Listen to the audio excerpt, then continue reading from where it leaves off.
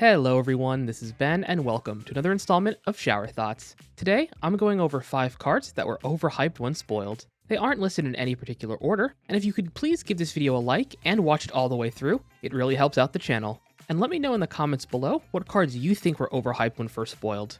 Without further ado, let's get into it.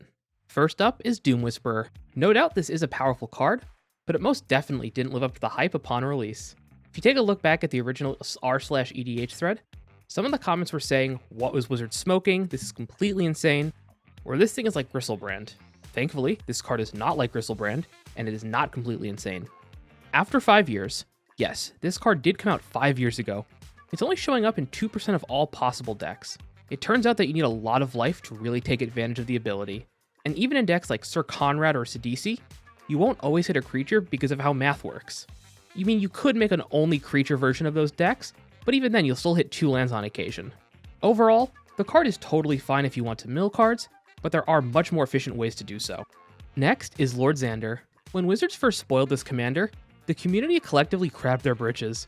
But it turns out a 7-mana commander in Grixis, with effects that will get you hated off the table pretty quick, aren't an issue.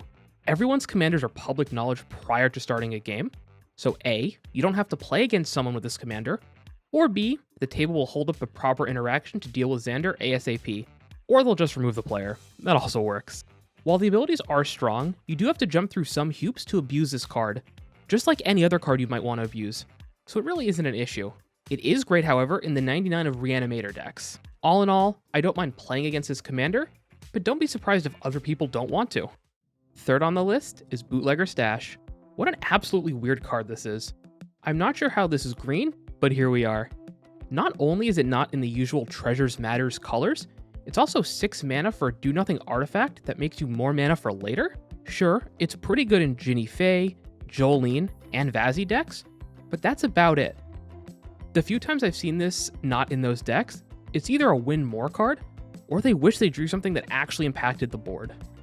And listen, I thought it would be good too, but it turns out green has much more efficient ramp at lower mana value than this. Even if you want treasures, there are better ways of getting treasures with cards like Old Gnawbones, which is a threat all unto itself. Fourth on my list is everyone's favorite mom, Elish Norn Momen Harmonicon.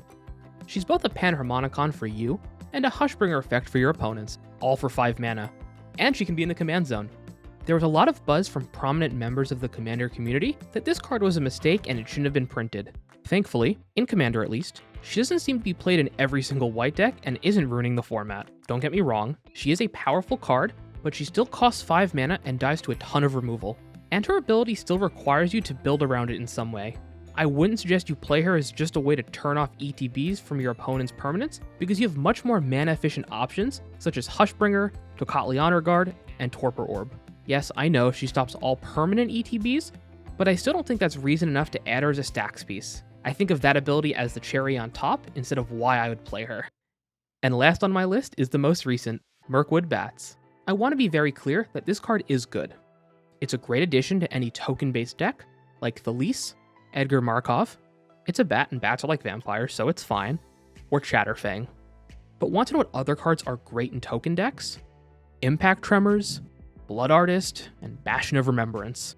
In order for this card to really shine, you need your engine set up prior to casting it, or you will become public enemy number 1 until it, or you, are removed from the game. Just because a card is powerful in a very specific strategy doesn't mean it's ban-worthy. In my opinion, a card is only ban-worthy if it fits into every deck of its colors, without exception, and your deck would be objectively worse for not including it. Some examples would be Sol Ring, Cyclonic Rift, and Demonic Tutor.